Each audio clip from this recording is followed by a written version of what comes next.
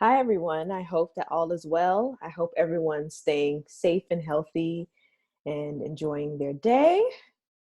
So, today we're going to cover playwriting and performance and acting when it comes to public speaking. So, we're going to be doing a little bit of a warm up with writing today. Then we'll go into the main bulk of the scene, and then we'll go into tips on how to do the scene in performance and how to communicate with one another with our words. Okay, so let's go to the next slide.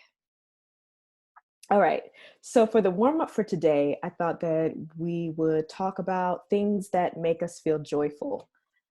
I want to start this out in gratitude, just so it's on a positive note and just kind of a way to get things out on paper. So for me, I made it into a list, but you feel free to make it into a poem or a song, whatever kind of written form of expression you would like. So, for the things that are making me feel joyful right now, I put yoga, dance, writing, virtual chats with friends and family, music, and pets. So, those are the things that are making me feel joyful. So, I look forward to seeing what you all come up with, and feel free to send me your list or song or poem, whatever comes to mind. Okay, so today what we're going to be doing is exploring the alphabet scene.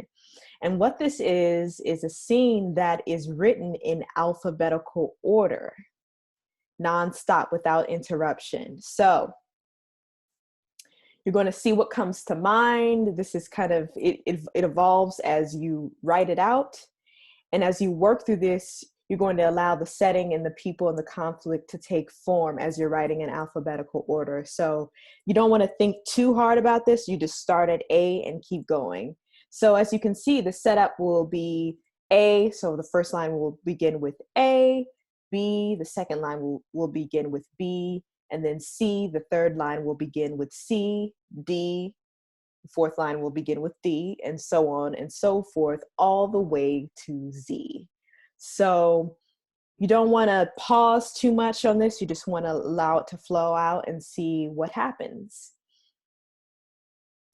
So as your script evolves, though, you want to keep this in mind. Setting. Where is this story taking place? Where is this happening? Is it at school? Is it at home? Is it outside at the park? Like, where is this taking place? And then your characters. Who is in your story? Who's involved in your story?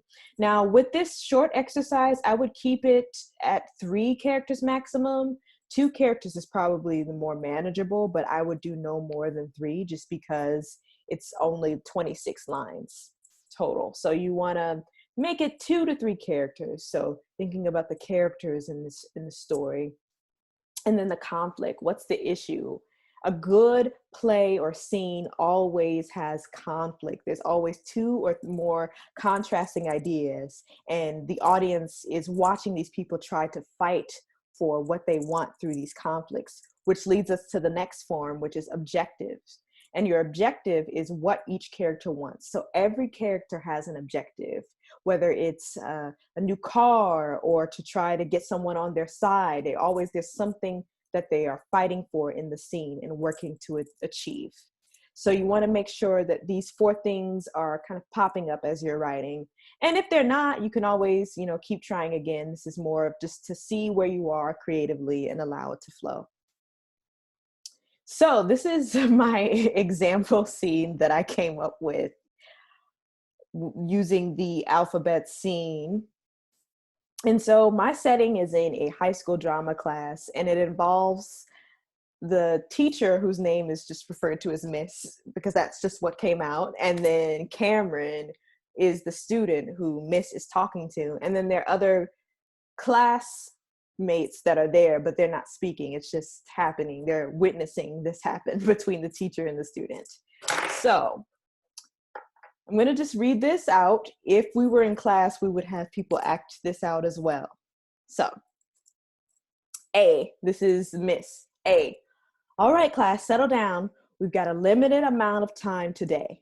B, but Miss, you always say that every class. C, Cameron, please just work with me today. All right, now take out your scripts. D, didn't we use a different script last class? E, excuse me, as I have said before, we've got lots to cover.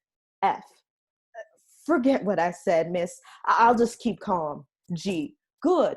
Now, as I was saying, hey, does anyone have a pencil? I thought I told everyone to come to class prepared. J, just kidding, miss. I've got some pencils in the bottom of my bag. K, keep it down, please. Now, last class, wasn't it like a week ago? My memory is terrible. M, may I have the floor, please? We haven't even gotten to the warm up for the day. N, never mind. I think I'll opt out of the warm up. Oh, really? I was going to have you lead the warm up today, Cameron. P, perhaps I could give it a try, miss. Okay, class, follow me. Q, quickly, everyone. We've got to read and rehearse our scenes. R, right. Now, everyone hop on one leg. S, since when is this relevant to our class warm-up routine, Cameron? T, today, since I am the leader. You unbelievable. Class, let's transition to our text for the day. Thank you, Cameron. B, variety, miss. You've got to have variety in your warm-ups or we'll get bored. W, well, I will take that into consideration. Now, please turn to page 24. X, Xeroxing the pages may have been easier beforehand. Miss, I left my script at home. Y, you have to be more responsible with your scripts. That goes for everyone. Z, zoned out while packing this morning. Miss, I'll remember next class. Bell rings. End of scene. So that is just an example of how you could do the alphabet scene. It doesn't have to be in a classroom. It could be amongst friends or whatever comes up for you as you're writing this. It's just a fun way to express yourself and fill out the blanks of this. And it's challenging at the same time. So I look forward to seeing what you all come up with. And maybe if you want, you can perform them and send them to me and see what comes out. That was kind of like a one-person show, but in the class we would have had, at least 2 people do the scene. All right, so I just want to show you a short breakdown of that scene in terms of what we talked about the main points before that. So setting, all right, so the setting was in a high school drama class, and the characters were Miss Cameron and the other students in the class. And the conflict that was that Miss and Cameron are both trying to get the attention of the class. So Miss is like, okay, got to get through all of these things. And then Cameron's, like, no, it's stalling and trying to get everyone else's attention. So that leads us to objectives. So Miss wants to run the class smoothly, get the assignments done. There's lots to rehearse, lots to go over. And Cameron wants to stall and lose class time. He's trying to distract Miss from going through the lesson because 1, he forgot his script, and 2, he's just not prepared for the scene today. So you have these 2 characters fighting and have this contrast in objectives, which makes the scene a little bit more entertaining when you have that, when you have 2 characters who want something, because then there's a drive there. Of course, if this were to be a more evolved scene, we would deal with more specificity with character development and plot and, other things. But this is just a nice way to warm up and kind of even have a head start with playwriting. If this is your first time doing it, it's a great way to begin.